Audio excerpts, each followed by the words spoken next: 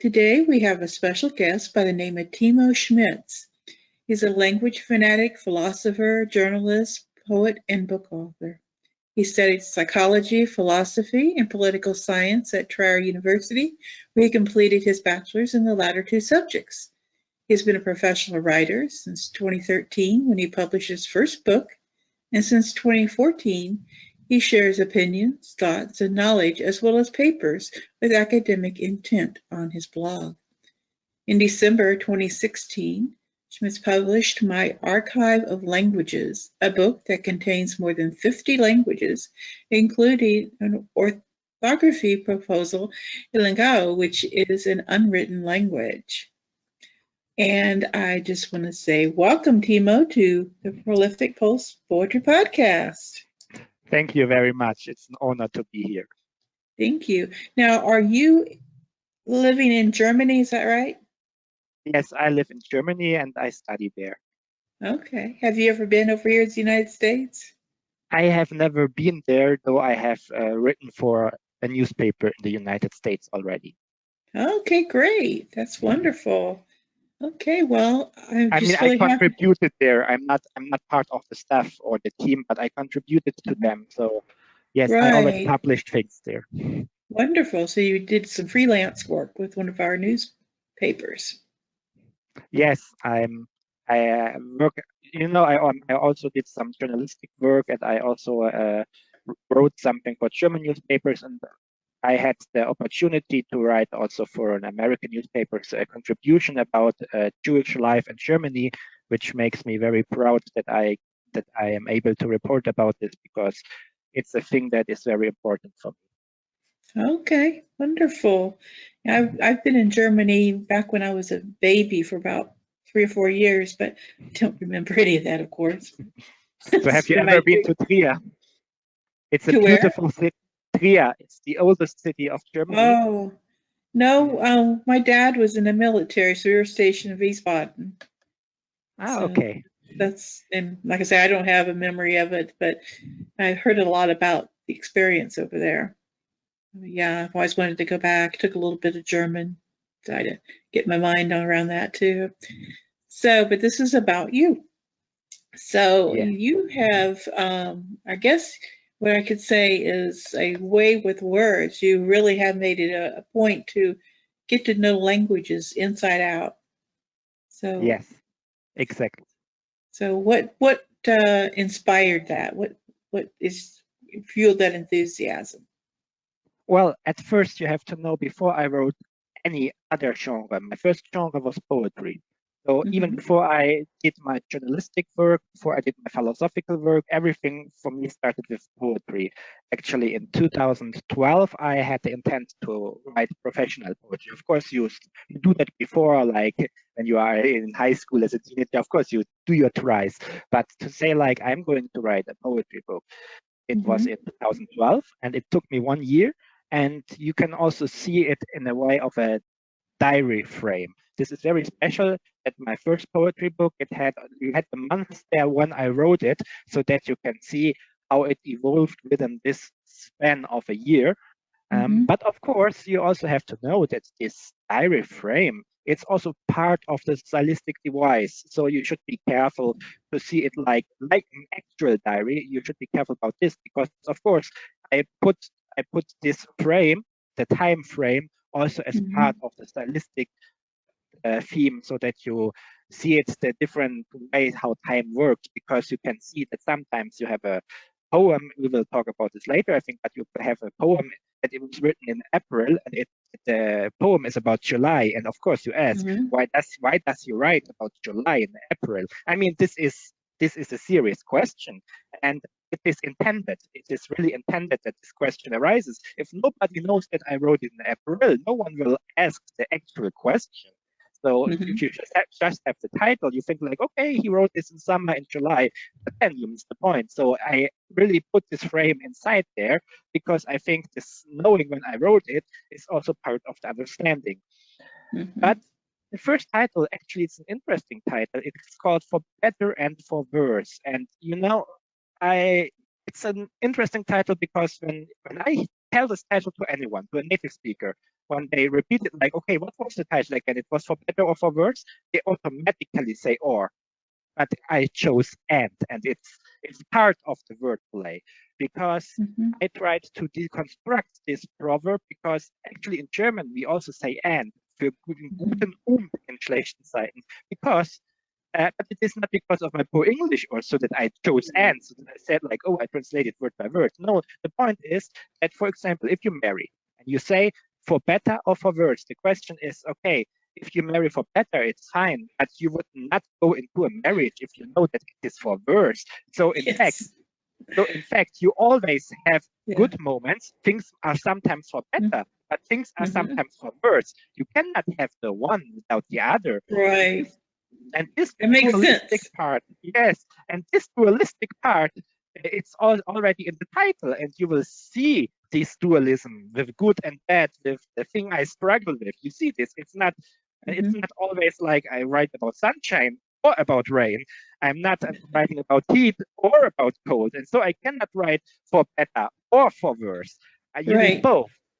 So this is the frame, and I think to understand this is the first key. Second thing I think is you have to know, okay, here we are going a bit acronymical, but I think I should mention this, because when I started writing, of course I had no key about the big philosophy. Now that I have a degree in philosophy, I know all these philosophers, but I had questions and I didn't know the deep impact of philosophy yet.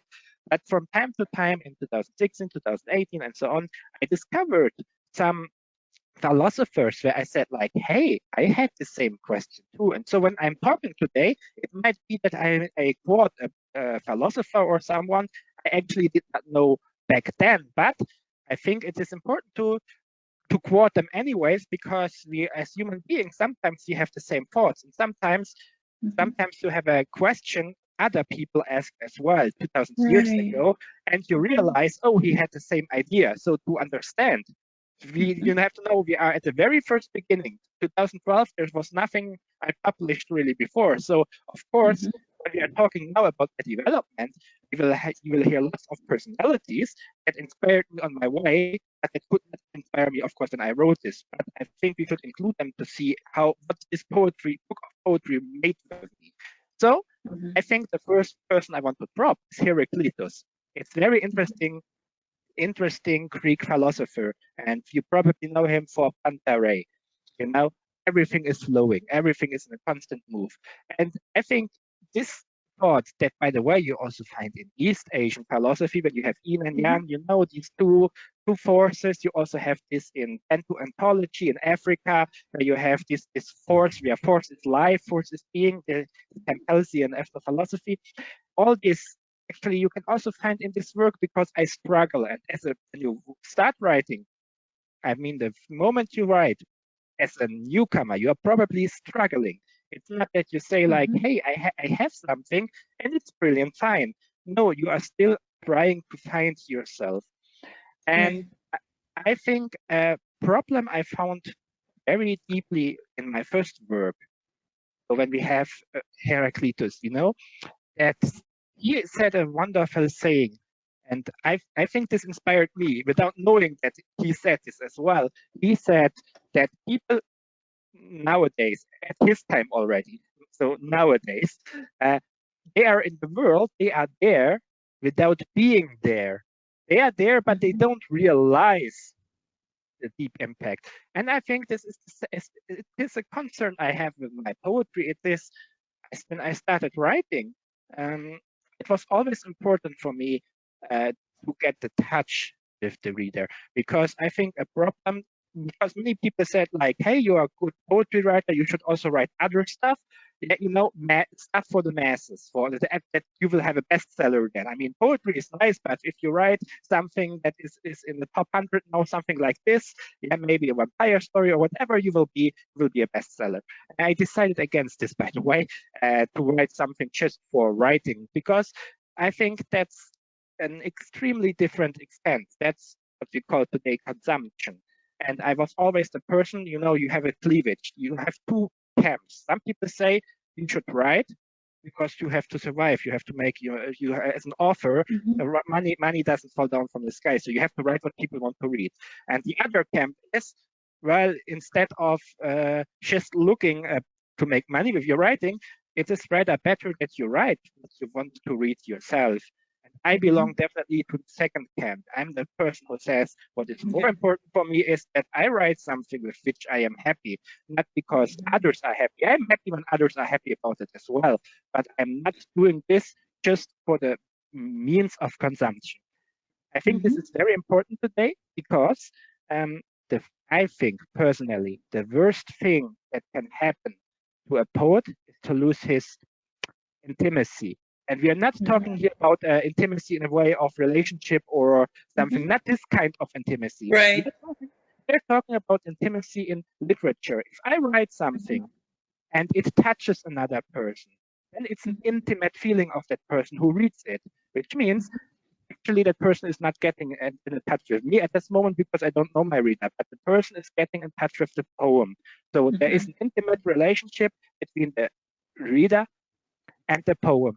And this is also a reason why it's always for me difficult if someone says, what did you think when you write the poem? Actually, if I give it away, you lose the intimacy because everybody has its own connection to it, his own memory. So you have your own intimate thought about this poem. And because, of course, somebody created this poem, there's an author, a creator of the poem.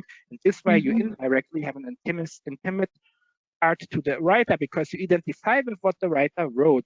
And the problem is that if you have a book and you read it and you read poem for poem, but you say, okay, I read it, then you consumed it, but you have no intimacy. You lost the intimacy, the connection to the word. And this is something that I think is very problematic today. That we might, of course, there are genres where you can consume. If you dance to trance music or Eurodance or whatever, you can always continue. You are one with the music. So as long as the music doesn't stop, you can hear as much music as you want. But with poetry, it doesn't work like that.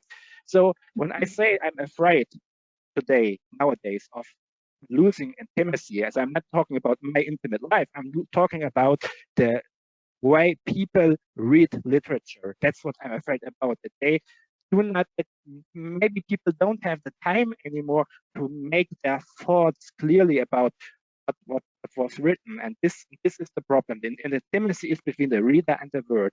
This is, I think, a very, very deep impact of my thesis, of my literature thesis, that I always accompanied me, that I want to give something to the reader on the one way, and I know that I won't receive it immediately back because it's intimate between word and the one who reads it. And I think that is a great thing. That's very important because you can identify with something without that you have to actually out yourself, get out of the box. I mean, you can say like, oh, I like this poem without that you have to go to the marketplace and say, I like it. It's something really private. It causes privacy, and you can really get a connection. You can have the feeling that someone understands you without really knowing that person who wrote this. So you really have this intimacy. I think this is very, very important, and you have to understand this within the frame. This is very important that when you have the frame, you see a lot of poems, and you see them month for month categorized. But of course, it is at first literature. So this is not necessarily my whole life, something like put in a nutshell. At first, it's literature that wants to be read, that wants to say something. What it wants to say is that at first it's up to you. Because I had a very shocking event, I think, in my school when my German teacher back then, I mean, it's long ago, but we were talking about a poem or a story, I don't know anymore. But we were talking about something, and we were talking about possibilities, how we could understand it. And in the end, I finally asked, okay, but now what of all these things that we said now, what did the author prefer? What did he say? And my teacher said, author is dead, his works lives on. So it doesn't matter. And I thought, like, how it doesn't matter? I mean, okay, right, the author is dead. We cannot ask that person anymore because it was an old work. But I was kind of shocked that no one cares about what the author thinks. But on the other hand, today, I mean, now I understand actually why it is not a bad thought. It's because I know that even, or at least I can hope, I'm still young, so I hope that no one knows, but I hope that I won't die tomorrow. But even if one day I'm not here anymore, or I can't talk or whatever, I know that my poetry is still able to raise a voice. So this is the positive thing. Yes, so it's true. The author is dead or will be dead at one point. It will always happen one day. But the literature has the possibility to live forever, possibly. Who knows? But it will live on. So yes, indeed. So this at first shockingly moment and nowadays that I'm a grown up, I can clearly understand this, and I also think that this is an important part of poetry, because I wrote this back in 2012, and today we have completely different problems than we had 2012. So it's difficult. So you have to, you can see it in the time when I wrote it, and you can read it today and still feel something for it. This is the very positive thing. I really have to say this. So when you read it like a diary, you have to be careful not to. Of course, you shall feel like it's a diary. That's my intent. But you should be careful, like, to see it as something like this happened 2012. No, I mean this could happen to you today as well, So or maybe it never happened. It's kind of timeless. It could be timeless. Yes. It's a good point. Yeah, unless you're writing something that's specific to a time in history, like for instance, I wrote something about slavery the other day, and so it was about the period in history, but it's timeless in the sense that it applies to today. Of course, yes, exactly. I think this is a very important point. I also think that this is why we tend to classify like this never happened since, because you have the possibility to see this. So when we say we are in a crisis that never happened since 1945, you have the possibility because you know what happened in this year. You can say like, maybe some people said like, okay, we should treasure the fall of the Berlin Wall, whatever. You always have this moment, and you have a comparison. So you can classify like whether it's better or worse. Of course, it's always subjective. I mean, because some people will agree, some will disagree, and no matter how right you are, no matter how correctly I write, in the sense of correctly you are, there will always be people who will disagree. This is very important. Yeah. You mentioned about the poem July, and I was reading it, and when I was reading it, I was trying to figure out, is he talking about a month or is he talking about a person named July? So I thought, so from what you were saying, it was about that period of time. Is that correct? It's a mixture, actually. The point is, Okay. indeed, July is a person. I mean, it becomes clear that July is a person. I think you got it right. It's a person. But inspiration is not inspiration. We will see this when we talk about my third poetry collection, Falling Apart. This will be very interesting because I had another way of writing it. But at first, yes, I wrote about a person. Lie. I mean, we can say that it's a girl. I mean, that's obviously it's a she. So at first, I think that's also obvious. Her name does not appear. It just appears by the way. So you know that there is a moment where she suddenly comes in and comes apart, and at some point I start naming her. So and of course it has a reason why I named her July. I mean, you got it. It has its reason. But then there are many reasons why to call her like this. But this is another thing. The point is, when you write poetry, first you have to know why do you write poetry. So one, you should know the German word for poetry because it hits the nail. In German we say gedicht. It has the word dicht inside, something that gets stretched together. It's thickened, it's pointed at some Mhm. so you have a large meaning, or you have a lot to say, but you put it together. You put it at very, very Mhm. few words. This is a very important point. And so, of course, question is, I started writing before I knew that person, but one day she came in my life, and she would also disappear one day out of my life. By the way, just to spoil that. And of course, there are many reasons how a person could fascinate you, and in the history, you always have this kind of um, idolation, veneration. You know, there's a poem, there's a poet, and he writes for a girl, and he calls it after the girl, and he's happy, and she's an angel, and she's the best, and you know, she could be she could live next to the throne of God, whatever. So it's always so perfectly. And in 2012, actually, I thought like this is a bit problematic because we are people. We are not these kind of angels. No one is always this kind of angel. So when I took this person, uh, I also there were two things that I have to say. At first is I wrote a lot of struggling things, also negative, but it's actually not negative about this girl. It looks like it's negative about this girl because she inspired me. But actually, I never really wrote about this girl. I mean, we had a connection, and it gave me impulses. You know, it gave me impulses, so I wrote because we were kind of close, and I like this way being close. So of course you use this. So this is like the point where you say this is the impulse. There is something that wants to write. And you know, it's Mhm. triggering you like this, and it goes Yeah. past. You know, so and then you have an issue because you know, like you observe people, you see people, and you project this on this person. Like, how would this person handle in this situation? Uh-huh. And so you of course also you take some features of this person, but you overstretch them. You make a really new person out of it. This is why I never Mhm.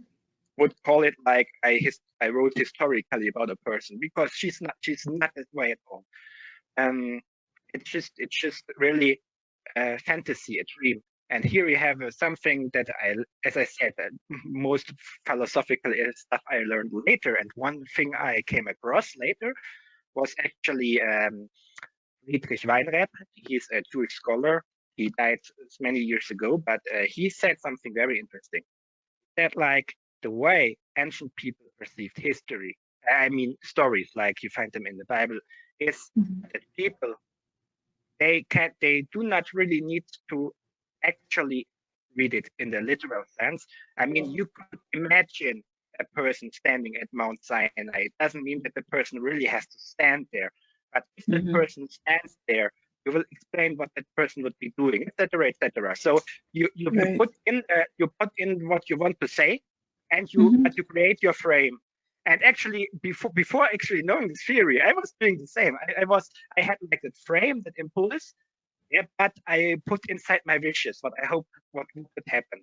I put inside many different emotions, whatever comes to my mind, and I put all this inside. And so I project um, how I struggle with this person, Mhm. how problematic things can be.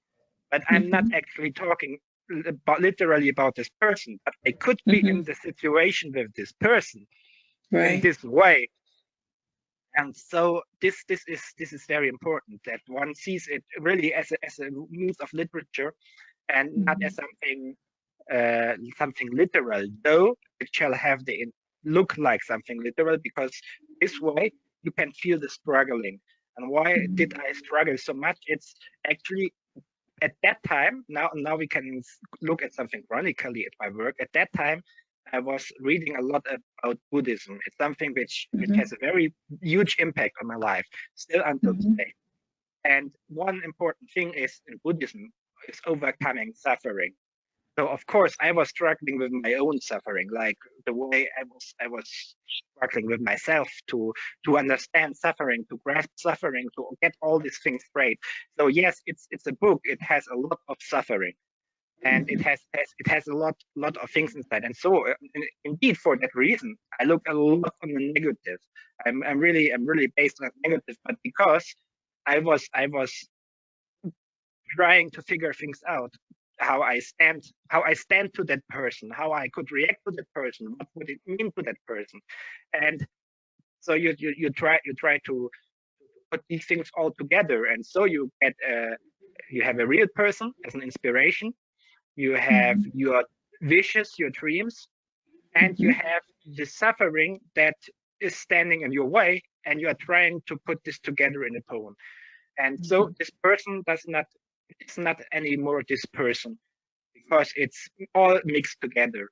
But one thing that was really interesting, because that I observed in general with people in general, is the problem of communication, that today we are not able to communicate anymore the way we used to communicate. Because if you tell something to a person today, there is the risk that like 2 days later you find it in the internet or somebody tells it, and then so people are trying not to get not to get hurt, and so they start getting inside and hides themselves. And I was sometimes caught with the situation that I thought that I understand the person pretty well, but I cannot talk with this person about the feeling, because I know the person will not reveal the feeling to me because we are not close enough. But I think like I could help you if you only told me what happened. You know this? So I understood this kind. It got a new quality for me on suffering, because I saw that people suffer because I know I can understand them. It would be a problem for me as well. That question, like, should I seek advice? I better not talk, because if somebody knows it about me, what will my friends think? What will my parents think? What will whoever think? You know all the cycle today that young people have. And I was very young when I wrote this. 2012, I was 19. So you can imagine also the circle around me were people same age, also very young. So you can imagine how this struggle, how this question for direction, and the way we used to communicate as digital natives, how this all changed the life. So of course I put things inside there, like I wanted to be like this loyal friend on the one hand, knowing that today things have our behavior changed, which I can understand, but which also shows me some problems, and I want to put in these problems, the social problems, but I don't want to make it just a social critique or something, because also it's always also problematic if you just criticize, because it's easy to criticize, but you also have to solve things, and honestly, I cannot solve all the problems of the world. So no, none of us can. Yes, so I had to use all the different influences, all the different insights that were triggering, to put them inside, to find a first direction for my writing. And so it was a very, not in a kind of abstract writing. You really had things like a date, like today I did this, tomorrow I will do that. You really find this kind of style. You find different ways of writing English, the way like modern language, older language, all this. You find the different types of verses that I use. I'm combining everything just to find myself, my style. And of course, you also find in the end a kind of dedication, which is very interesting, I guess, for you, because now that you know that, like, okay, on the one hand, is it a person? And on the other hand, I say thank you to a person. The question was like this, like after a year almost, it was almost before the beginning of July, of the month July, this person moved away. So I had no touch to her anymore. So you can, and for me, I had two possibilities. I could say, a person can always inspire, or I seek a closure. In my case, in this case, I said, okay, I close this topic. And because I wrote a lot about July, sometimes maybe too much about July. So I want to close this chapter. So yes, of course, I wanted to thank this person for that, for being the part. But then you see the negative in the dedication. It's because I want to make things humanly again. I could say like, hey, thank you for being there, you're the best, whatsoever. But I could, on the other hand, I could also say like, hey, we are people, we annoyed each other, we were immature. There's so much negative we can say. It's part of our life. You know, we went through so much. So yes, I can thank you and I can be happy about this.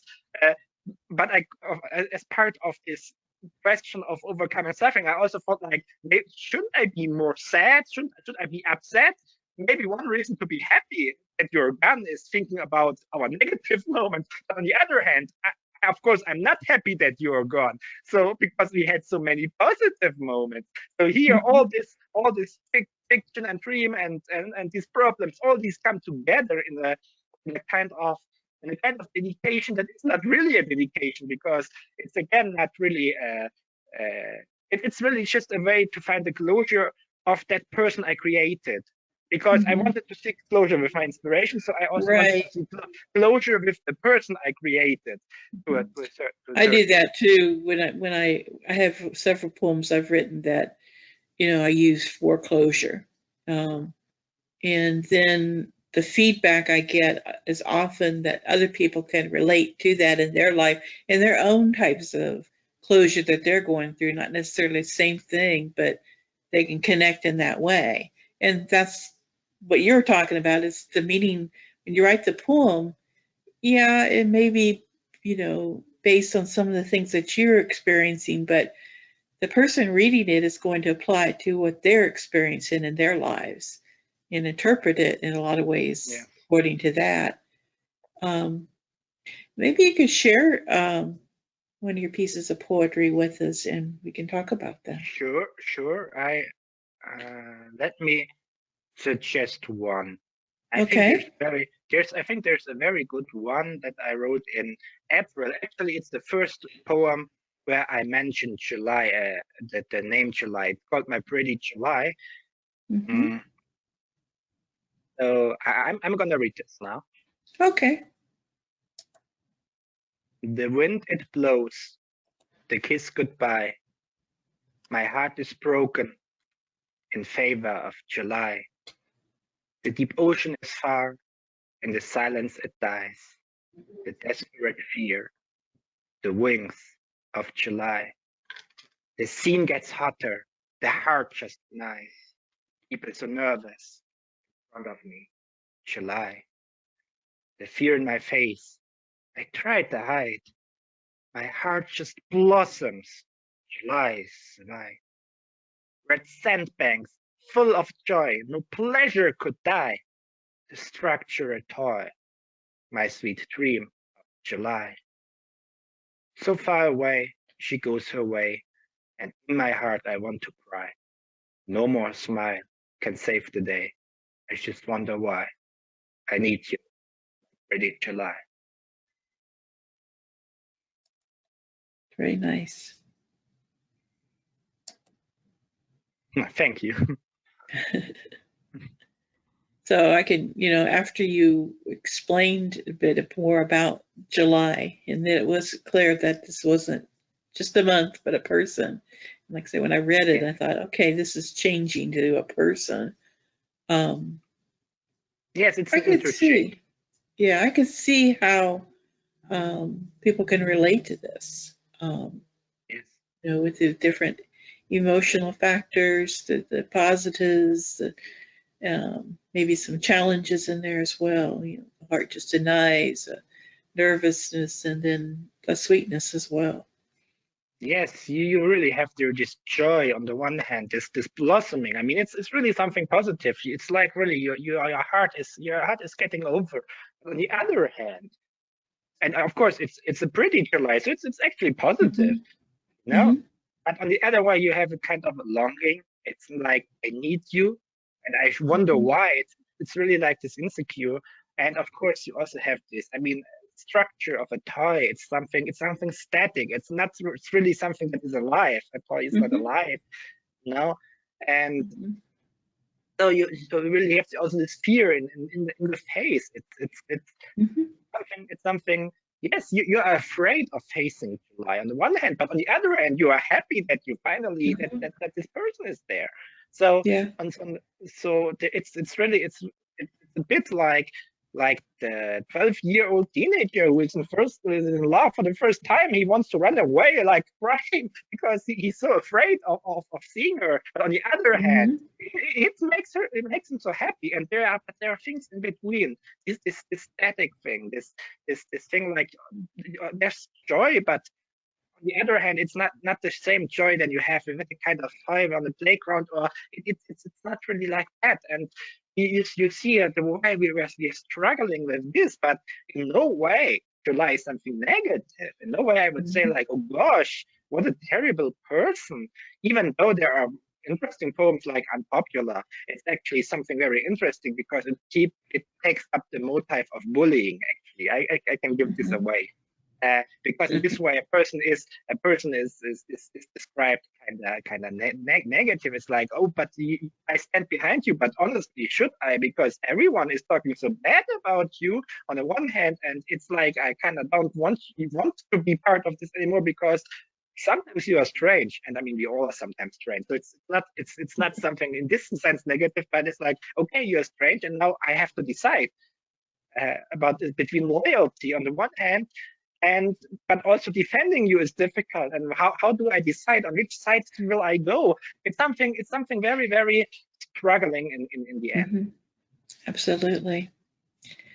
Do you have another piece of poetry that you'd like to read? Of course, this time we have something different. It's called "It's Never Too Late." Okay. I'm just turning on the page. It's written in. This is from Falling Apart, isn't it? It's from Falling Apart, right? And it's very straight in the beginning in June 2012, the first month that I wrote. So, and you will see it's a completely different style. Okay. So this is It's Never Too Late. Some things should be secret, even if I may regret this thing that you cannot know, because it's me who didn't. I wonder if you thought the same. I never asked, but it's not to blame. Being afraid of coming close is not a shame. Finding the right way, that's the best way. Silent thoughts about the days we had fun, about all the happy things we've done. You have had asked, then you would have won. It's not too late. The day come. Some things just don't want to be spoken out. Some things you just can't say aloud. They have to be felt without words, that have the meaning like the noises of a big crowd. And if you believe in fate, you will know it's never too late. Very good point. Very good point. It's never too late. Indeed. Yes, indeed. Yeah.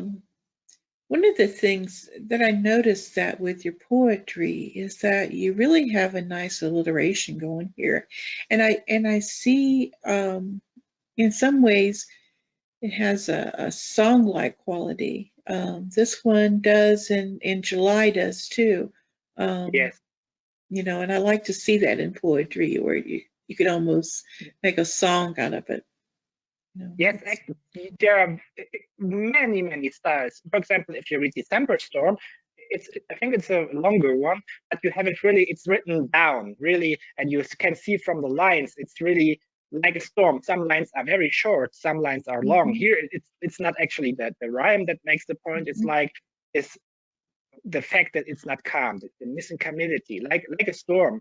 So it's that's the point.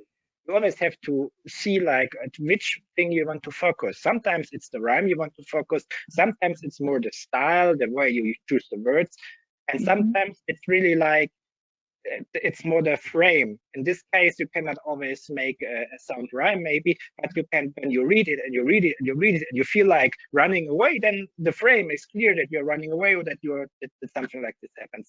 So you have to decide on what you want to focus, because some people who say like that good literature has to have very good rhymes. The point is, if the literature itself does not say anything or is empty, then it doesn't make sense that you have good rhymes. So the question is, you have to find the balance. You have to put content inside because that's what you want. On the other hand, you have to see how you fit this together with the words you choose and the rhymes you choose. So it's also a part that I realized that sometimes imperfection is the better thing, because perfection does not always solve everything. No, we should allow some imperfections to make it perfect. Exactly. I really believe that. However, I completely changed this kind of style in my third work, Falling Apart. It was 2015, and here we find at first very new themes. Were very. I had a more regular way of writing. I was more routinized about writing, so it's not anymore that I am testing so much as such. I'm more getting to some points. And here again, of course, and that's why I said inspiration is not inspiration. Here I had an inspiration again, and very interesting, because here there is again a girl that inspired me, that was around me, but actually we were never close. I mean, I don't really know her well, but the fact of that it's like I'm coming from it's an area where everyone knows everyone. It's a very little rural area, so you stumble over the people again and again. So you know them from distance, and sometimes it was like can be a kind of admiration, and so here we have more the idolization or veneration part, because I really admired this person. On the other hand, the thing that is interesting is that all the things that I actually know about her tends to say that she's a kind of opposite of me. I mean, in some points. I mean, if you would live together, I think if you lived together, it would never work. I'm sure about that. But this was fascinating, because I admired her for who she was. You know, I mean, I thought like, oh, that she's such a great person. It's so great. But again, of course, we put this together with all this literature and all this stuff. So it's we find different facets. But here, I really focused on this, and it was really like, okay, it's a person. I can just say positive, but on the other hand, you will see it's more abstract, because I don't know this person, so I cannot put details inside. No real details and no dreamed details. As I said in the other poetry book, I put also vicious dreams or things I don't like, which actually did not exist because she did not have these things. But if she had this, how would it be? But here, I did not speculate, because I cannot really say anything about probable behavior patterns because I didn't know this person. And yet I thought that the part, the way I know her, that superficially part that I know her, was really that fascinating to me that I said like, okay, this is really an interesting impulse. And even though again, this person is not living here next to me anymore, I did not seek the closure, because I think here, I mean, because it's not a person that was close to me, it's just an inspiration, and it will always just be a kind of inspiration. So there's nothing that connects me with this person. But on the other hand, as I said, the things that I thought interesting about her, the things that I found super positive or admirable, because they are the part the opposite of me, I can put myself like into her position, and I cannot become her, but I can imagine like if she had this position, if she was talking to me, you know, I can see the dialogue happening, and this cannot happen with a person who just says I agree, which is great when a person agrees with me. Right. But here, yes, it's super if a person agrees, but you also need the But you need to be challenged a little bit sometimes. Yes, and of course, in this way, this kind of inspiration. I mean, again, it's just an imaginary person here because I don't know where she lives now, what she's doing. So I don't know how we developed, how much apart we even developed. So of course I made my own version of her, so to say. Right. But the way I imagine from the very few times that we communicated, or the very few things that I heard of her, that the way I would imagine her to question me, to struggle with me about arguments, and that's something, of course, which can continue inspiration, and which I think which is a great possibility. So here, I think, of course, you never know how long this will inspire you, because I know maybe one day I will be older and I think like, okay, there are many different things that are not important to me now, so this will become to a less extent important. But as a young person, I think maybe the people you had around or the memories you had, that's these things, of course, can be a part of inspiration, though, of course, you can decide yourself how you focus them. Because, for example, I had an extremely happy childhood, a very, very great one. But as I said, when I want to write a book about sufferings, I cannot put inside or just how happy everything was, but I have to think about like how can I get away of my own demons, so to say like this. And then of course you have to focus on something, and so it's always a question on how you focus. And here, yes, and here again, so you find in contrast to the first work, you find the more abstract. So you find that I'm not saying like it's you, but I'm more distanced, because my inspiration was a more distanced person. So I also keep this. I have a great respect for this person. It was really a wonderful person, even though I didn't know her. So of course, again, this is funny because it's the kind of mystery, because of course there were moments where I thought like, shall I talk to her, or do you want to know the person that inspires you? But again, I have to say, inspiration is not inspiration. Sometimes that there's a saying, never meet your idols. I thought like, if I really get to know her, what if she's not the way I imagined her? I mean, then it would be shocking to me on the one hand. So I thought like, it's not the way it is. I mean, you see, it's maybe I was a bit afraid back then to be delusional of what I thought of her, because I have to admit I didn't know her, so she was a mystery. But I liked this mystery. I wanted to know. I wanted to approach. So it's more the way, knowing that I have this lack of knowledge of her, and that's the completely difference of my first inspiration. I knew my first inspiration, but I did not copy her. I did not, as I said, I made a completely new person out of it. That's what I did both times, but the way I did is two completely different ways. Now, you had shared with me another poem called "Children Are Dying Every Day."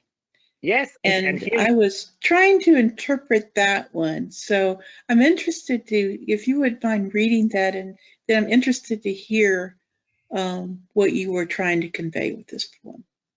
Yes, it's from 2015. Children are dying every day. Looking tired, you see my aim? You thought of it just like a game. But I made the rules not to break in sad faces for happiness' sake. Feeling weird, but I realize it's a dirty world and cold, cold eyes. Seeing frozen characters on the ice, matching just by dice. Feeling helpless, you just betray the whole world in the way you say. You think you have good qualities, but don't see that children's realities. You have to face you're not good. You see every war, and don't take a look, and don't risk your life to make a change. Pay with small words, bloody.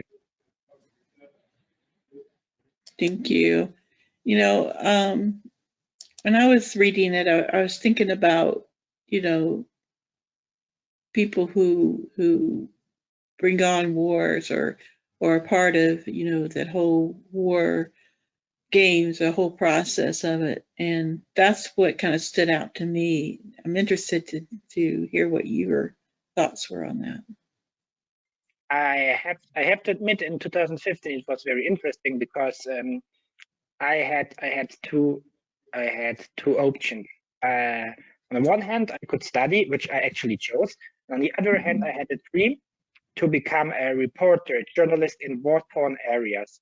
So I prepared myself with a lot of information about the war areas in this world, and watched a lot of reports because I wanted to know if I even can stand all this misery that you're going to see, you know. And so I was confronted with that. Finally I decided to study and not to follow this. I think I won't actually pursue this to go to these regions because, you know, wars have changed. I think in the there are just too many factors today. They're really. I mean, it's just easily you die and no one cares. That's a bad thing, but it happens sadly.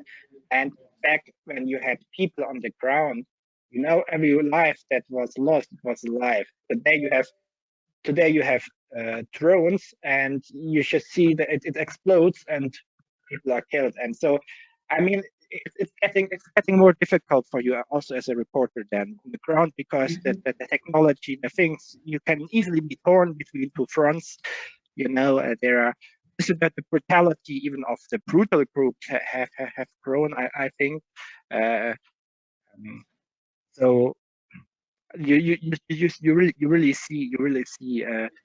For me, it's now too risky. But I had this option, and so I was working myself into all these war regions and the way it was developing, and I thought something that were very interesting because of when you do all this research, like it's like you see this, just you see it, but you go out on the street and what do you see? You see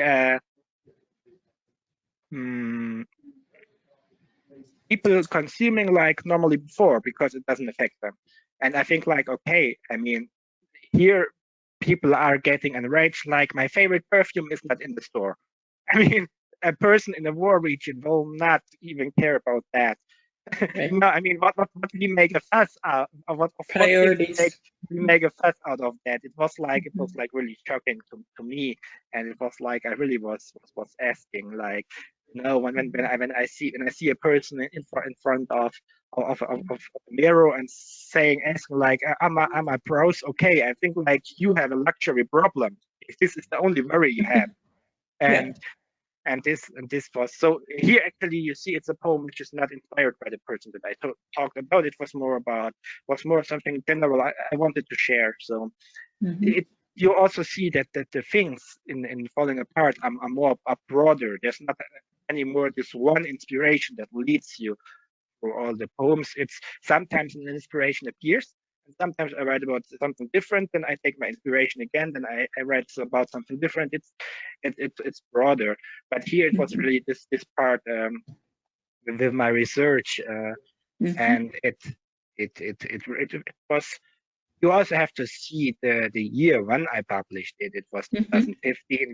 We had in the same year we had the refugee crisis. So I was researching like for 2014, 2015, right. So on. And these people what I researched about, they were coming to our country. I had first-hand witnesses I could talk to, and so right. So of course it was also something like, you know, yes, this thing that what people talk about on the one hand, that it's a bit like you are moving the troops like the game that you roll your dice and you say, okay, I can go 5 feet forward. You know, I mean, it's not you should not see it as a critics for or a kind of elitarian critics or like, okay, politics in general. No, it's not about politics in general. It's more about facing really the dirty part of our world, to name it, and right. to brutally name it.